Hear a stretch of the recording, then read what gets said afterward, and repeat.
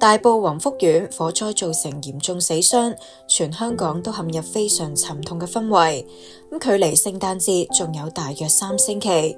根據彭博嘅報道，已經有多間嘅歐美跨國金融機構取消搞聖誕 party。而喺網上亦都傳出有唔少學校決定取消聖誕聯歡會，搞到唔少學生都喺網上出鋪大呻。大埔火燭，我明係好多人都好唔開心，但點解要取消咗我哋策劃咗咁耐嘅 Music Festival 同埋聖誕聯歡會呢？好地地做乜取消學校聖誕聯歡會？乜你好想香港365日都沉澱喺低谷之中，難得可以放鬆減壓都唔得？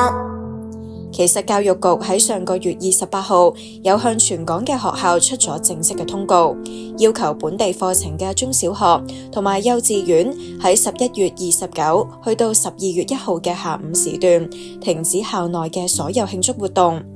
國際學校及非本地課程嘅學校就被要求極需考慮停止慶祝。只不過跟住落嚟嘅聖誕點處理，教育局就冇講到啦。唔少網民都覺得學校唔使一刀切就取消晒嘅，其實改下字眼，唔用 party 聯歡，用聖誕相聚聚餐都得㗎。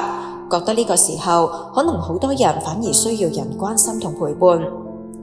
其實有好多處理方法。Mama 同埋近期嘅演唱會都有折衷嘅做法，根本唔需要一刀切。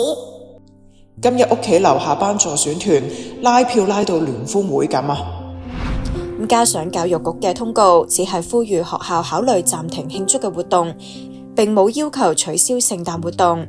但有唔少學校可能驚定先，好似取消活動就係最安全嘅做法。